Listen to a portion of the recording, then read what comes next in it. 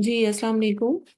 अच्छा, आज हमने अकाउंट जो है वो रीइंस्टेट करना सीखना है, जो कि ड्रॉप शिपिंग पॉलिसी वायलेशन के अकाउंट्स में आजकल ऑप्शंस के थ्रू अकाउंट रीइंस्टेटमेंट आ रही है कि उसमें ऑप्शंस अवेलेबल होते हैं। इसके अलावा section 3 drop shipping policy violation के अकाउंट्स को भी रीइंस्टेट करना आज सीखेंगे हम डिटेल में। तो ये जो अकाउंट आपके सामने मैंने शो किया हुआ है, ये section 3 drop shipping policy violation थी इस अकाउंट पे, वो हमने रिमूव करवाई। और आपको पता है कि जब section 3 drop shipping policy violation के अकाउंट्स ओपन होते हैं तो उसमें सिर्फ FBA अमेजोन ओपन करता है, और FBM यानी कि सेलर फुलफिल्ड ऑफर्स को बंद ही रहने देता है। तो ये एक अकाउंट रीइंस्टेट जो हमने किया है सक्सेसफुली, ये उसी अकाउंट की यहाँ पर जो है वो मतलब आपको शो हो रही है। सो फर्स्टली मैं आपको अकाउंट इसका दिखा देती हूँ। यहाँ पर देखें, कोई भी आपको ऐसा नोटिफिकेशन नज़र नहीं आ रहा, क्योंकि अकाउंट फुली एक्टिव नहीं है, मतलब वैसे एक्टिव है, लेकिन इस अकाउंट की FPM जो है यानी कि सेलर फुलफिल्ड ऑफर बंद है। अकाउंट हेल्थ में जब हम जाते हैं तो यहाँ पर आप देख सकते हैं your seller fulfilled offers have been deactivated. और ये ड्रॉप शिपिंग सेक्शन 3 का अकाउंट था जो रीइंस्टेट हुआ है। और इसमें मतलब आप कह सकते हो कि अब FBM इस अकाउंट पर फिलहाल अलाउ नहीं है, लेकिन FBA जो है वो हम इस अकाउंट पे कंटिन्यू कर सकते हैं। अच्छा, यहाँ पर देखें, जब मैं सेलर फुलफिल्ड ऑफर डीएक्टिवेट और सबमिट अपील के बटन पे क्लिक करती हूँ तो नाउ डेज जो है वो अमेजोन यहाँ पर ऑप्शंस दे रहा होता है हमें कि अकाउंट जो है, अगर उसकी सेलर फुलफिल्ड ऑफर्स को आप रीएक्टिवेट करने के लिए अप्लाई करना चाहते हो तो आपको ये जो ऑटो ऑप्शंस हैं इनको सिलेक्ट करना है, और फिर अमेजोन डिसाइड करेगा कि अकाउंट रीएक्टिवेट होगा या नहीं। पहले होता था कि जब drop shipping seller fulfilled offer बंद होती थी ड्रॉप शिपिंग की वजह से, तो अपील जो है वो सबमिट करानी होती थी, या फिर 72 आवर्स का नोटिफिकेशन होता था। उस 72 आवर्स में हमें अमेजोन की अकाउंट हेल्थ सपोर्ट टीम से कॉल पे बात करके और अपना plan of action verbally Amazon की टीम को सबमिट करवाना होता था। फिर अकाउंट जो है वो उसकी सेलर फुलफिल्ड ऑफर्स रीएक्टिवेट हो जाती थी। बट नाउ डेज अमेजोन ने अपना क्राइटेरिया चेंज किया है, और जो अकाउंट भी seller fulfilled offers drop shipping की वजह से जिस अकाउंट की बंद की जाती हैं उसमें यही ऑप्शन सिर्फ आपको नजर आ रहे होते हैं, और कोई अपील वगैरह सबमिट करवाने का बटन इसमें नहीं होता। तो आप यहाँ पर देख सकते हैं कि reactivate your account, your seller fulfilled offers have been deactivated, why did this happen? क्योंकि amazon कह रहे हैं कि आपने amazon की ड्रॉप शिपिंग पॉलिसी को वॉयलेट किया है। और ड्रॉप शिपिंग है क्या बेसिकली, वो amazon ने बताया कि अगर आप थर्ड पार्टी के थ्रू अपने ऑर्डर्स को फुलफिल करवाते हैं, और कस्टमर को ऑर्डर्स डायरेक्टली थर्ड पार्टी अगर फुलफिल करती है आपकी बिहाफ पर, वो एक्सेप्टेबल नहीं है, क्योंकि बायर जो है वो कंफ्यूज हो जाता है और आप उस पर सेलर ऑफ रिकॉर्ड नजर नहीं आते। क्योंकि अगर आप अमेजोन के सेलर हैं और आपके पास ऑर्डर आया और आप सैम्स क्लब के थ्रू फुलफिल कर रहे हैं या वॉलमार्ट के थ्रू फुलफिल कर रहे हैं, मतलब किसी भी थर्ड पार्टी रिटेलर के थ्रू फुलफिल कर रहे हैं, तो पैकेजिंग जब कस्टमर देखता है या इनवॉइसेस या रसीट्स को जब देखता है तो वो कंफ्यूज हो जाता है कि भाई मैंने तो अमेजोन से किया था और ये कहाँ से मुझे मिल रहा है। तो मतलब कहने का ये है कि उसकी वजह से बहुत ज़्यादा क्वेश्चंस और प्रॉब्लम्स कस्टमर की तरफ से आते हैं, जिसकी वजह से अमेजोन इस चीज़ को अलाउ नहीं करता कि आप ड्रॉप शिप करें डायरेक्टली। हाँ, ड्रॉप शिपिंग इस सेंस में अलाउ है कि आप सेलर ऑफ रिकॉर्ड हो, आपका किसी भी सप्लायर के साथ कॉन्ट्रैक्ट हो, और आप जो है वो अपने लेबल्स वगैरह सेंड करें, और वो आपकी बिहाफ पर ऑर्डर्स को फुलफिल कर दे। इस तरीके से अलाउड है कि आप कोई एक्सटर्नल पैकेजिंग कस्टमर को ना भेजें, कोई रसीप्ट या फिर उसमें इनवॉइस वगैरह नहीं होनी चाहिए। तो इस तरीके से जो है ड्रॉप शिपिंग अलाउ है।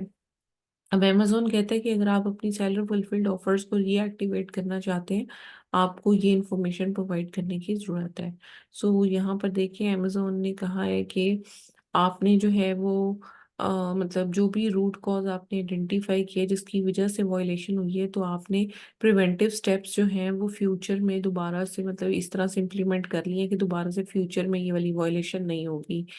और you must indicate that you understand agree with the statement below by ticking each box.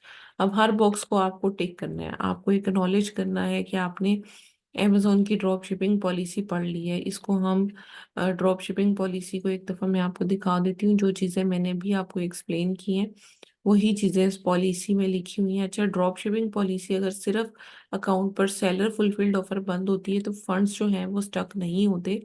Funds automatic अपने 14 डेज के साइकिल में जो है वो आपको डिस्पर्स हो जाते हैं, क्योंकि पूरा अकाउंट डीएक्टिवेट नहीं होता, एफबी उसमें एक्टिव होती है। सो यहाँ पर देखें, purchasing product from third party including Amazon या फिर कोई और स्टोर जो कि थर्ड पार्टी के तौर पर आपके कस्टमर को डायरेक्टली ऑर्डर शिप करेगा, वो अलाउ नहीं है। और उसमें ये चीज़ें स्ट्रिक्टली प्रोहिबिटेड हैं कि आप एक्सटर्नल पैकेजिंग दे, किसी और सेलर की इंफॉर्मेशन दे, एक्सटर्नल पैकेजिंग, इनवॉइसेस या पैकेजिंग स्लिप, शिपिंग ऑर्डर्स वगैरह उसके साथ जो है वो आप सेंड करें। अच्छा, इसके अलावा जो मैंने आपको बताया है कि आप किस तरीके से जो है वो थर्ड मतलब जो ड्रॉप शिपिंग है वो अलाउ है, वो यहाँ पर लिखा है कि आपका एग्रीमेंट होना चाहिए। आप पैकेजिंग स्लिप ये सारी चीज़ें रिमूव करें और आप जितने भी कस्टमर रिटर्न है और जो अमेजोन की पॉलिसीज हैं उनको कंप्लाई करें। सो उसके बाद आप इसको एक्नॉलेज करोगे कि I have taken step to prevent violation in future and acknowledge that further violation की वजह से अकाउंट डीएक्टिवेट कर दें। I commit to update my inventory so that I can fulfil. और उसके बाद प्राइमरी रीजन आपको बतानी है ड्रॉप शिपिंग की, क्या आप ड्रॉप शिपिंग वॉयलेशन क्यों हुई आपकी। इनकरेक्ट इन्वेंट्री स्टॉक है, अदर है, या फिर थर्ड पार्टी से आप जो है वो आपका कोई कॉन्ट्रैक्ट वगैरह था। तो मतलब ये कि ड्रॉप शिपिंग वायलेशन आपने देखनी है कि आपके अकाउंट के मुताबिक किस वजह से थी, इन्वेंट्री स्टॉक की वजह से थी, थर्ड पार्टी की वजह से थी या अदर की वजह से। अगर आप अदर सिलेक्ट करते हो तो फिर आपको जो भी इशू आपने फेस किया है वो आप यहाँ पर लिखोगे कि आपको पॉलिसी का नहीं पता था या जो भी था, वट एवर आप उसके मतलब ये 500 वर्ड्स यहाँ पर अलाउ होंगे आपको टाइप करना। आपको अपना इशू जो है वो यहाँ पर लिखना है। उसके बाद इशू रिजॉल्व हो गया, यस रिजॉल्व हो गया। अब डेट वो आपसे पूछेगा किस डेट को हुआ, ठीक है, वो डेट आपको यहाँ पर प्रोवाइड करनी है कि इस डेट को आपका इशू जो है वो रिजॉल्व हो गया। फॉर एग्जाम्पल मैं यहाँ 16 दिसंबर लिख देती हूँ बस। ये इस अकाउंट पे भी हम नहीं वो कर सकते, उसकी रीज़न ये है कि मैंने आपको बताया कि ये वो रीइंस्टेट हुआ है section 3 drop shipping policy violation से। तो अभी अमेजोन ने इसको खोलना तो है नहीं, लेकिन मैं आपको बता रही हूँ कि अगर इस तरह का सिनेरियो ना हो, सिर्फ अकाउंट पर ड्रॉप शिपिंग पॉलिसी वायलेशन हो, तो वो आप यहाँ पर जो है वो इस तरह से मेंशन करेंगे। उसके बाद order ID after the issue was resolve, जिस जिस ऑर्डर आईडी पर इशू आया था वो ऑर्डर आईडीज यहाँ पर लगाकर आप सबमिट करवाएंगे। और सबमिट करवाने के बाद ये अमेजोन डिसाइड करेगा कि सेलर फुलफिल्ड ऑफर्स को रीएक्टिवेट करना है या नहीं। ये जो ऑप्शंस वाला बटन मतलब अमेजोन ने ये देना स्टार्ट किया ना, इसमें सेलर फुलफिल्ड ऑफर डायरेक्टली जो है वो रीइंस्टेट नहीं होती जब तक हम कोई एफबीए की एक्टिविटी अकाउंट पर स्टार्ट नहीं करते। तो एफबीए करके कुछ आइटम्स आप सेल आउट करना शुरू करते हैं, फिर लेटर ऑन थोड़े फीडबैक्स वगैरह इकट्ठे करते हैं, उसके बाद आप अप्लाई करते हो तो ये खुल जाता है। ठीक है, तो इस तरीके से हम सेलर फुलफिल्ड ऑफर्स को जो है वो रीएक्टिवेट करवा सकते हैं। अब मैं आपको बताती चलूं कि इसका जो नोटिफिकेशन है वो किस तरह का होता है। और नोटिफिकेशन से ज्यादा इम्पोर्टेंट जो चीज़ है वो ये है कि अगर अकाउंट पर सेक्शन 3 भी साथ में लग जाए और ड्रॉप शिपिंग पॉलिसी वायलेशन लग जाए तो पूरा अकाउंट डीएक्टिवेट हो जाता है। क्योंकि सेक्शन 3 के बारे में थोड़ा सा आपको मैं गाइड करती चलूं कि सेक्शन 3 का मतलब क्या है। सेक्शन 3 का मतलब कॉन्ट्रैक्ट की टर्मिनेशन है जो कि आपके और अमेजोन के दरमियान हुई थी।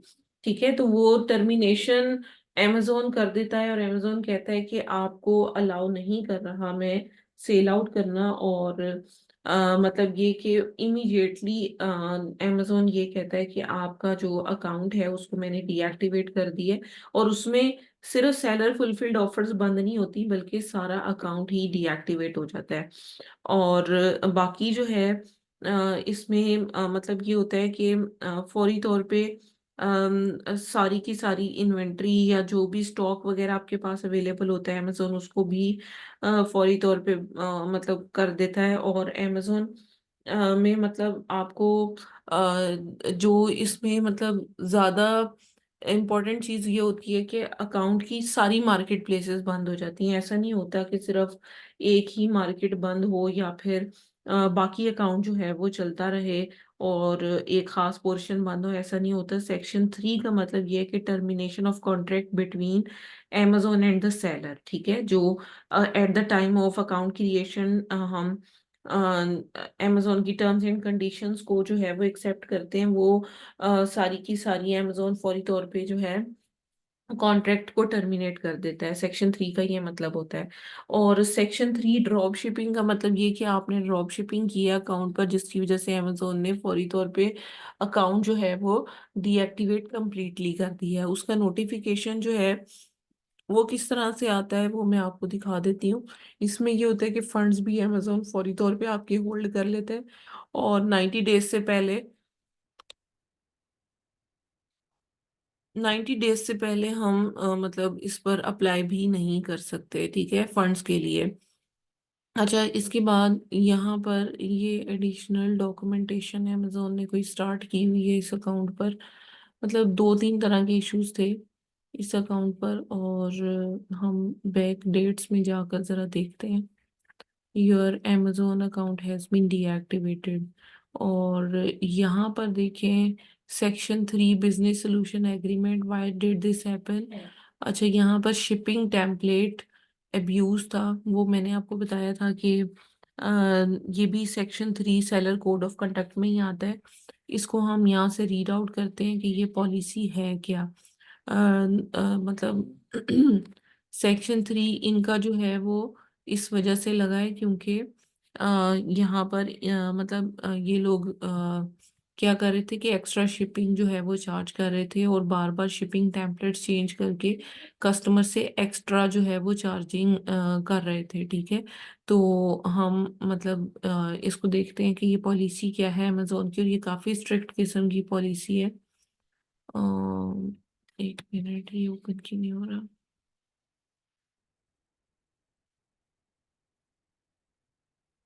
जी, अब ओपन हो जाएगा। हम्म। चलिए मैं आपको वैसे ही बता देती हूँ इसके बारे में कि मतलब अमेजोन ने यही इसमें कहा हुआ है कि आप एक्स्ट्रा शिपिंग जो है वो कस्टमर से चार्ज कर रहे हैं। और सेलर कोड ऑफ कंडक्ट जो है उसका मतलब उसको भी मैं आपको बता देती हूँ कि अमेजोन का सेलर कोड ऑफ कंडक्ट के अकॉर्डिंग अगर कोई भी अकाउंट मतलब इसमें काफ़ी सारे पॉइंट्स आते हैं। सबसे पहला पॉइंट आता है कि आप जो है वो किसी भी कस्टमर को रिव्यू या फीडबैक के लिए जो है वो कन्विंस नहीं कर सकते। जो कल हमने देखा था, मल्टीपल अकाउंट्स नहीं चला सकते आपने। अमेजोन को और उसके कस्टमर को जो है वो मतलब क्लियर इंफॉर्मेशन या फेयर इंफॉर्मेशन प्रोवाइड करनी है। अगर हम वो इंफॉर्मेशन प्रोवाइड नहीं करते तो उसकी वजह से भी अकाउंट जो है वो डीएक्टिवेट हो जाता है। और इसके अलावा act fairly all the time, इसके अलावा आपको प्रोवाइड करनी है accurate information all the time to Amazon as well as to the customer of Amazon। अगर हम एक्यूरेट इंफॉर्मेशन नहीं प्रोवाइड करते Amazon को और उसकी टीम को, या कोई फेक इंफॉर्मेशन के थ्रू अकाउंट क्रिएट करने की कोशिश करते हैं, किसी की इंफॉर्मेशन को मतलब यूज करके अकाउंट क्रिएट करने की कोशिश करते हैं, तो वो भी हम क्योंकि फॉल्स इंफॉर्मेशन अमेजोन को प्रोवाइड कर रहे हैं तो उसकी वजह से भी सेलर कोड ऑफ कंडक्ट लग जाता है।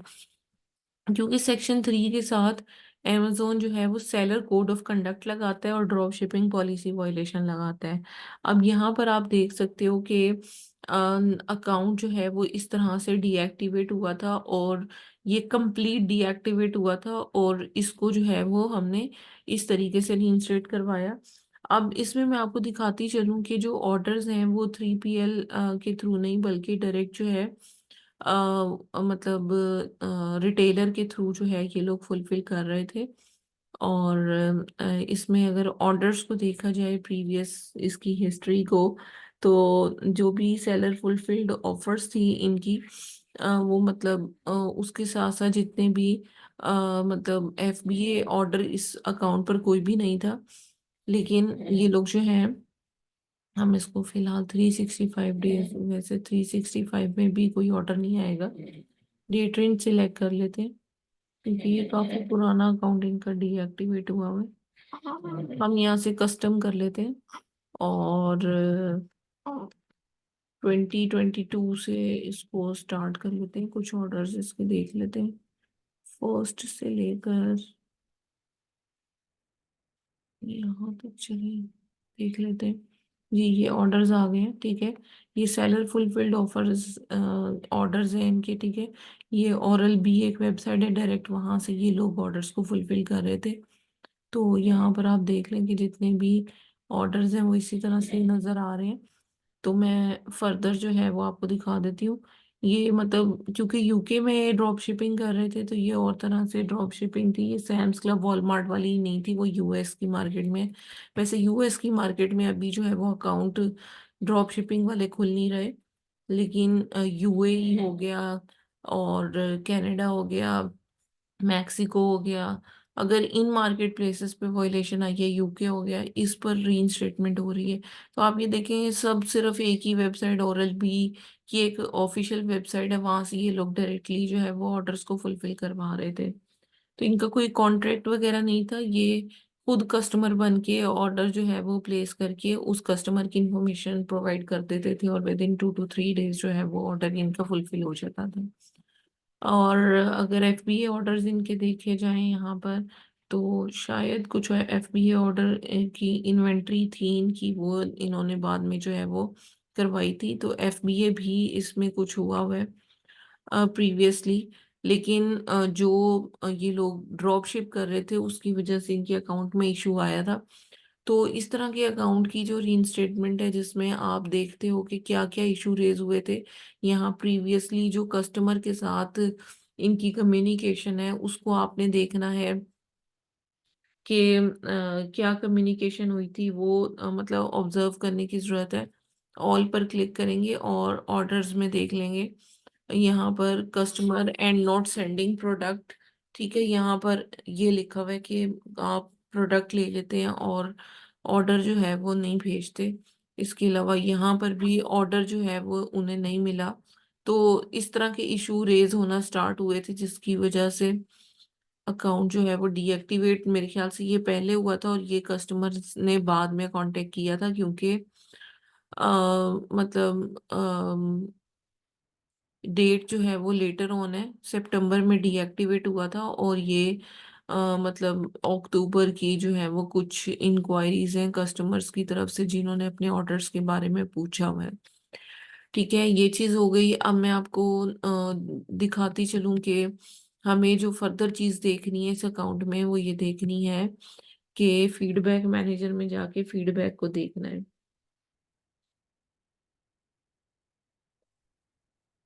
ठीक है, अब ये अकाउंट भी पुराना है, कोई नया अकाउंट नहीं है, ठीक है। इसमें अब यहाँ पर देखो, still haven't receive the item, उसके बाद दिस सेलर इज स्कैमर, ठीक है। Do not engage your money on this page, you will never get your products, waited 7 days, never received, ठीक है। refund या given no explanation।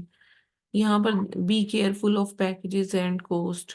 तो क्योंकि जाहिर बात है, वो मैंने आपको बताया कि इस अकाउंट पे जो प्रॉब्लम थी वो शिपिंग टेम्पलेट की थी बहुत ज्यादा, कि ये लोग ओवर शिपिंग जो है वो चार्ज कर रहे थे। I was told they do not have the reference number. I am tried for waiting the item when exactly it will be delivered, please, ठीक है। ये भी वो यही पूछ रहे हैं। तो सितंबर में आप देखें कि इनको काफी जो है वो नेगेटिव रिव्यूज आए।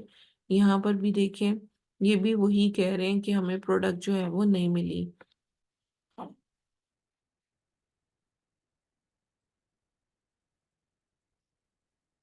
ठीक है, ये चीज आपने देखनी है। इसके बाद हम फर्दर जो चीज देखेंगे वो चार्ज बैक और A to Z guarantee claims देखेंगे।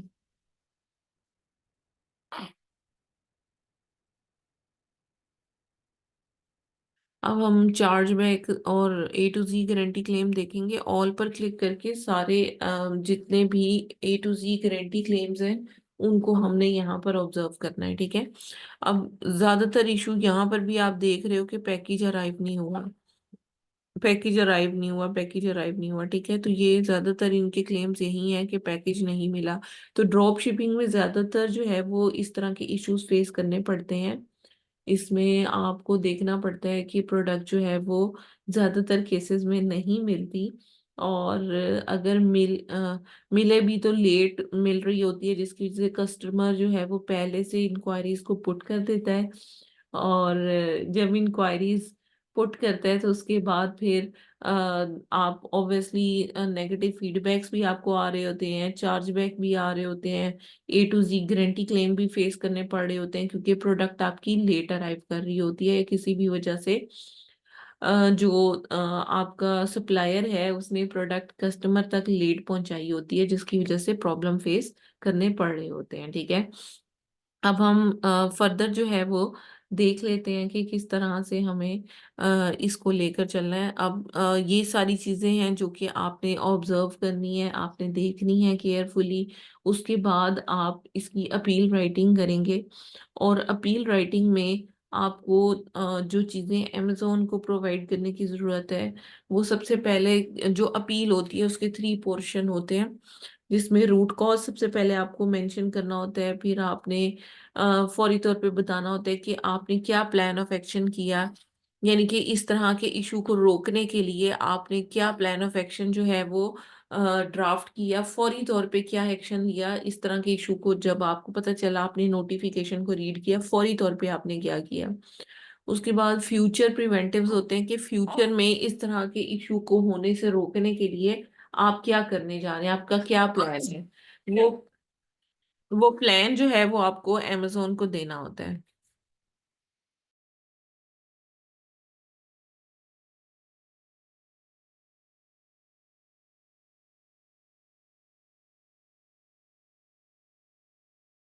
ठीक है, तो इसमें जो प्लान ऑफ एक्शन है वो बेसिकली आपका सबसे इम्पोर्टेंट पोर्शन होता है। उसकी रीजन ये है कि प्लान ऑफ एक्शन और फ्यूचर प्रिवेंटिव, इन दोनों की बिहाफ पर अमेजोन अकाउंट रीइंस्टेटमेंट करता है, क्योंकि रूट कॉज तो सिर्फ हमने एक्नॉलेज ही करनी होती है। अमेजोन को तो पता होता है कि हमने मतलब क्या किया अकाउंट पर। अगर ड्रॉप शिपिंग की है तो ड्रॉप शिपिंग का उसको पता है कि ड्रॉप शिपिंग क्या होती है, लेकिन आपने एक्नॉलेज करना है, आपने सारी डिटेल बतानी है कि रीजन क्या थी जिसकी वजह से आपने ड्रॉप शिपिंग की। आपको आइडिया नहीं था, आपको कुछ ऑर्डर्स में इन्वेंट्री का इशू था, या क्या इशू था जिसकी वजह से आपने ड्रॉप शिपिंग जो है वो की है। ठीक है, तो मतलब ये कि आप रूट कॉज में डिटेल में अमेजोन को बताओगे। मैंने कुछ plan of action sample send किए हैं, इस अकाउंट का भी एक सेंड किया है मैंने आपको, कि किस तरीके से हम इस तरह के अकाउंट्स को जो है बल्कि इसका शायद नहीं किया, वो भी मैं लेटर ऑन कर देती हूँ आपको। एक और अकाउंट खुला था, उसकी अपील मैंने सेंड की है। और इसमें आप डिटेल में देख लें कि अमेजोन को हमने किस तरह से कन्विंस किया है कि हम अकाउंट जो है वो रीइंस्टेटमेंट के लिए किस तरह से कन्विंस किया है। तो सबसे पहले तो हमें रूट कॉज में डिटेल में बताना है कि ड्रॉप शिपिंग किस तरह से की आपने। और जैसे ही नोटिफिकेशन आपको मतलब रिसीव हुआ तो आपने फौरी तौर पे क्या किया। ठीक है, आपने बताना है कि सबसे पहले कि आपने ड्रॉप शिपिंग जो की थी वो आउट ऑफ स्टॉक की वजह से की थी, या फिर इन्वेंट्री के स्टॉक मैनेजमेंट में आपको इशू आ रहा था, या आपने किसी थर्ड पार्टी रिटेलर के साथ एग्रीमेंट किया हुआ था, या क्या मतलब सिनेरियो था। वो सारा सिनेरियो आपको लिखने के बाद असल जो चीज है वो प्लान ऑफ एक्शन है, कि आपने फौरी तौर पे क्या किया। आपने फौरी तौर पे ये किया कि जितनी भी आइटम्स जिसका स्टॉक आपके पास अवेलेबल नहीं था और आप थर्ड पार्टी के थ्रू जिस जिस प्रोडक्ट के ऑर्डर्स को डिलीवर कर रहे थे, सबसे पहला स्टेप आपने ये किया कि उन तमाम प्रोडक्ट्स की लिस्टिंग्स को आपने डिलीट कर दिया। उसके बाद आपने फौरी तौर पे जितने भी प्रोसीजर्स हैं और जो ड्रॉप शिपिंग पॉलिसी है उसको आपने रीड आउट किया। फिर आपने जो है वो अपने वेयर हाउस में चेक किया, क्योंकि इस अकाउंट के अकॉर्डिंग एफबीए भी हो रहा था। तो आपने ये चेक करना है कि जो भी आइटम्स लिस्टेड हैं उसका स्टॉक आपके पास अवेलेबल हो, और जो भी इशू है उसको मतलब आपने केयरफुली रीड किया, अंडरस्टैंड किया, रिव्यू किया अपनी टीम के साथ, और अमेजोन की जो ड्रॉप शिपिंग पॉलिसी है उसको फौरी तौर पे रीड आउट किया और देखा कि आपने क्या वॉयलेशन की है। ठीक है। उसके बाद आप मतलब ये बताओगे कि अगर आपने कोई एग्रीमेंट किया हुआ था थर्ड पार्टी के साथ, तो फिर आप बताओगे कि क्योंकि उन्होंने वायलेशन करवाई है ड्रॉप शिपिंग, हम उसको मैनेज नहीं कर सके, तो आपने उनके साथ कॉन्ट्रैक्ट जो है वो फौरी तौर पे टर्मिनेट किया है। अगर आपने 3PL की सर्विसेज नहीं ली हुई, या फिर आप ने कॉन्ट्रैक्ट नहीं किया हुआ था किसी भी सप्लायर के साथ कि वो आपके ऑर्डर्स को आपकी बिहाफ पर फुलफिल करे, तो उस केस में फिर आप ये वाला पॉइंट इसमें ऐड नहीं करोगे। ठीक है।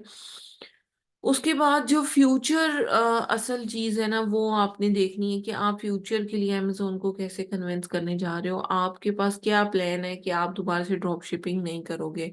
ठीक है। तो उसमें आप अमेजोन को बताओगे कि हम ने जो है वो आप किसी भी 3PL के साथ एग्रीमेंट बनाकर वो आप अटैच कर सकते हैं, और आप मतलब अमेजोन की टीम को बताओगे कि हमने कॉन्ट्रैक्ट कर लिया 3PL सर्विसेज से, हम पहले प्रोडक्ट को बाय करेंगे और फिर उसको 3PL सर्विसेज के थ्रू हम रेडी करके रेडी टू शिप करेंगे, और जैसे जैसे ऑर्डर आएंगे हम उसी वेयर हाउस से प्रोडक्ट को शिप करेंगे। सेम वेयर हाउस का एड्रेस होगा, क्योंकि ज़्यादातर जो ड्रॉप शिपिंग पकड़े जाने की वजह ये होती है कि जब हम किसी भी सप्लायर या थर्ड पार्टी सप्लायर के थ्रू ऑर्डर को फुलफिल कर रहे होते हैं, तो वो बहुत बड़े सप्लायर होते हैं, उनकी हर स्टेट में जो है वेयर हाउसेज होते हैं, और मतलब उसमें ये होता है कि फौरी तौर पे प्रोडक्ट जो है वो एक वेयर हाउस से शिप नहीं हो रही होती, वो अलग अलग वेयर हाउसेस से शिप हो रही होती हैं, जिसमें ट्रैकिंग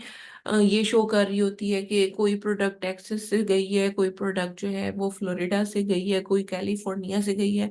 तो मतलब कहने का ये है कि डिफरेंट वेयर हाउसेस से जब ट्रैकिंग शो करती है कि प्रोडक्ट डिलीवर हो रही है, तो उससे अमेजोन को पता चल जाता है कि हम ड्रॉप शिप कर रहे हैं। और वैसे भी जिन वेयर हाउसेस से प्रोडक्ट शिप हो रही होती हैं, उन वेयर हाउसेस की लोकेशन से अमेजोन को पता चल जाता है कि हम कौन सी थर्ड पार्टी को यूज कर रहे हैं अपने ऑर्डर्स को फुलफिल करने के लिए।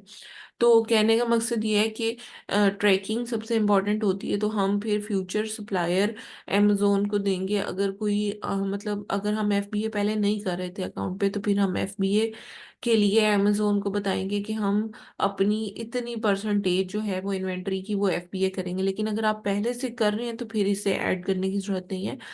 फिर आपने अपनी एफबीएम को किस तरह से इम्प्रूव करना है, ड्रॉप शिपिंग को रोकना है, ये चीज़ आपने इसमें मेंशन करनी है।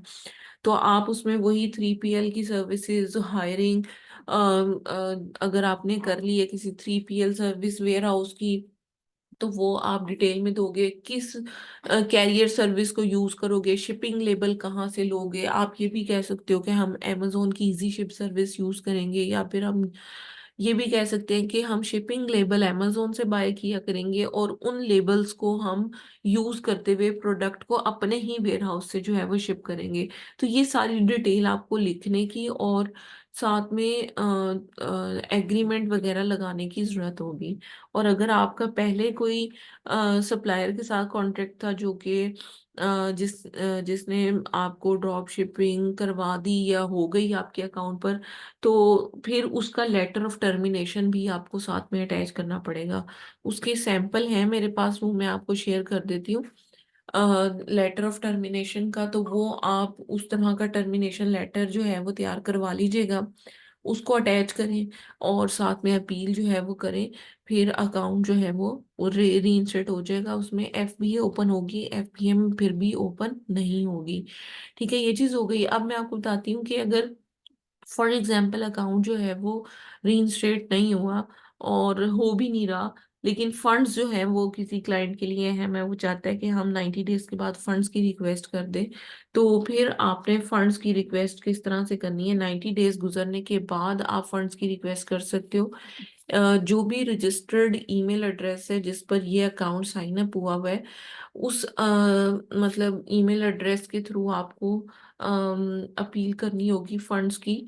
और फंड्स की अपील के लिए आपको क्या करना होगा कि कुछ डॉक्यूमेंटेशन आपको इकट्ठी करनी होगी ड्रॉप शिपिंग के हिसाब से, आपको बता रही हूँ। सेक्शन 3 ड्रॉप शिपिंग के हिसाब से एक तो आपको आइडेंटिटी डॉक्यूमेंट इनके इकट्ठे करने होंगे, बिजनेस डॉक्यूमेंट लेने होंगे, चार्ज मेथड, डिपॉजिट मेथड की लेटेस्ट स्टेटमेंट चाहिए होगी, बैंक स्टेटमेंट। और इसके अलावा आपको रिसीप्ट्स चाहिए होंगी जिसके थ्रू ऑर्डर फुलफिल हुए हैं। फॉर एग्जांपल अगर सैम्स क्लब से इन्होंने ऑर्डर फुलफिल किए हैं तो सैम्स क्लब की ऑर्डर फुलफिलमेंट की रिसीप्ट्स जो हैं वो आपको इकट्ठी करनी है, और लेटेस्ट ऑर्डर की खास तौर पे इकट्ठी करनी है, ताकि आप अमेजोन को शो कर सको कि हमने ऑर्डर जो है वो फुलफिल किए हुए हैं लेकिन हमने वॉयलेशन किया है अकाउंट पर। उसके बाद जिस कार्ड के थ्रू परचेजिंग हुई थी वो कार्ड की डिटेल आपने, उसकी स्टेटमेंट जो है वो लेनी है। फॉर एग्जाम्पल सैम्स क्लब में आपका कोई भी कार्ड लगा हुआ था, उस कार्ड की स्टेटमेंट आपने जो है वो निकालनी है जो ये शो करे कि आपने सैम्स क्लब से परचेजिंग की हुई है। वो फिर कंफर्मेशन देगी कि आपकी जो रिसीप्ट है वो वैलिड है और उसमें कोई आपने जो है वो दो नंबरी नहीं की हुई, आपने किसी और का कार्ड नहीं इस्तेमाल किया हुआ, आपकी जेन्युइन पेमेंट है। अगर वीए आपके अकाउंट पर काम कर रहा था तो वीए की डिटेल आपको सेंड करने की जरूरत है, वीए की आइडेंटिटी, वीए के साथ अगर कोई नॉन फॉर्मल एग्रीमेंट था वो एग्रीमेंट सेंड करने की जरूरत है, उसका रेजिडेंशियल एड्रेस आपने सेंड करना है। ये सारी इंफॉर्मेशन आपने अमेजोन को देनी है। और जस्ट आप ये इंफॉर्मेशन ही प्रोवाइड करोगे, और फंड्स के लिए कोई अपील का स्पेसिफिक फॉर्मेट नहीं है। जस्ट आप थोड़ा बहुत जो है वो उसमें अमेजोन को डिटेल बता दोगे कि वॉयलेशन क्या की थी आपने और कौन अकाउंट को हैंडल कर रहा था, अकाउंट नाम किसके है। फिर उसमें समटाइम ये होता है कि वीडियो कॉल वेरिफिकेशन आ जाती है, अमेजोन वीडियो कॉल वेरिफिकेशन लेता है। उसमें अमेजोन बहुत डिटेल में आपसे सारी चीजें पूछता है, charge method, deposit method, company कब फॉर्म हुई, अमेजोन का अकाउंट कब साइन अप किया, वॉयलेशन क्या थी, आपको वॉयलेशन के बारे में पता चल गया नहीं चला, कहाँ से ड्रॉप शिप कर रहे थे, ड्रॉप शिपिंग का कहाँ से पता चला, अगर वीए कर रहा था तो वीए को कहाँ से हायर किया आपने, आपको वीए के सर्विसेज के बारे में किसने बताया, कितनी ईमेल्स पर आपकी चाइल्ड एक्सेस चल रही थी, कहाँ से अकाउंट ऑपरेट हो रहा था। ये सारी इंफॉर्मेशन जो है वो इंटरव्यू में पूछी जाती है। ठीक है, तो मतलब कहने का ये है कि ये सारी डिटेल अगर आप सक्सेसफुली अमेजोन को सेटिस्फाई कर देते हो तो आपके जो फंड्स हैं वो 90 डेज के बाद डिसबर्स हो जाते हैं। लेकिन अगर आप मतलब सेटिस्फाई नहीं करते, अमेजोन अगर फ्रॉडलैंड में डाल दे और अगर वीडियो कॉल ना हुई हो तो फिर तो फंड्स डिसबर्समेंट दोबारा से पॉसिबल हो सकती है। लेकिन अगर वीडियो कॉल के बाद अमेजोन फ्रॉडलैंड में डालता है तो फिर फंड्स को डिसबर्स करवाने का सिर्फ एक वाहिद मेथड यही बच जाता है कि आप अकाउंट को रीइंस्टेट करवाएं, फिर आपके फंड्स जो है वो डिसबर्स होंगे। जी मैंने ये कंप्लीट कर दी है। अब आपके जो भी क्वेश्चंस हैं वन बाय वन प्लीज पूछना स्टार्ट करें।